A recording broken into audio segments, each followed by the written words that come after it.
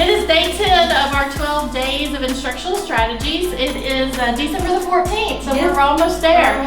So today's instructional strategy is going to be, it's a twist to the old KWL chart. Yes. So that's been around a long time. Yes. What do students know? What do they want to know? And what have they learned? It's similar. Yes. But it is now we're going to do a twist on it called KWHLAQ. Yes. Okay. It's a tongue twister. It's a tongue twister. Yes. KWHLAQ. Okay. Yes. All right, Yes. Kristen, tell us about Yes. this new twist. Well, as you said, it is a chart, and it is an extended version of the KWL chart that's been around for a very long time. Both of these charts are teaching tools that help us to organize thoughts and ideas before, during, and after learning exercises or lessons. It's really a simple and effective instructional technique that puts the students at the center of inquiry-based learning. And there are instances where you need to do direct teach, but there are even more instances when they need to do some inquiry-based learning using skills that you've already taught them. Right. So it's really an effective teaching strategy. I just said ineffective. Oh no, it's really an effective. Yes, and let me clarify that. An effective teaching strategy. So I'll tell you why it's effective, okay? It provides teachers with valuable information as to what students already know about a topic. It helps us build collective learning by helping students learn from each other. You mentioned in one of the other strategies, recognizing the classroom experts on topics. Right. It helps them build upon that knowledge. It creates interest and curiosity and really encourages students to expand their ideas beyond the lesson and beyond what's happening right now in the classroom, outside the classroom doors, outside of the classroom building. And it also helps to facilitate a more authentic learning experience for our students by asking them to make connections to things that are relevant to them.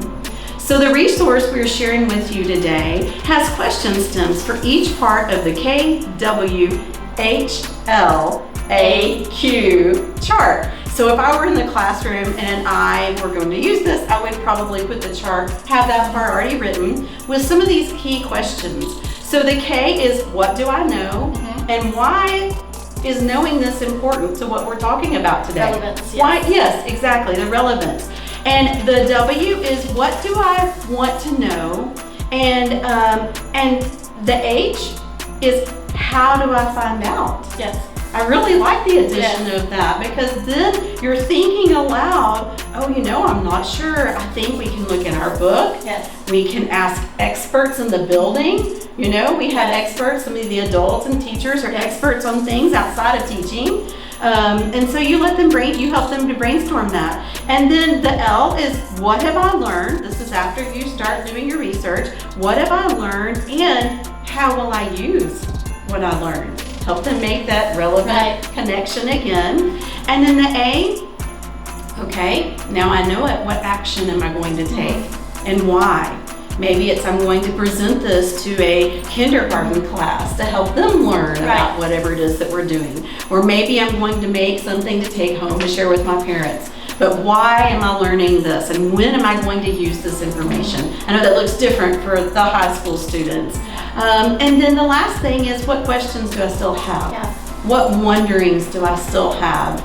So I love this because it not just is about what the teacher's doing at the time. It's really trying to trigger why do students want to learn? What are their curiosities? Yes. What is their prior knowledge about it? Yes. And then how will it affect them if they know this information? Yes, So, you know, and the other thing is that we assume, because it's easy for us to make connections between that's how we, you know, as adults, that's how we assimilate, how we learn new information, is to attach it to things we already know.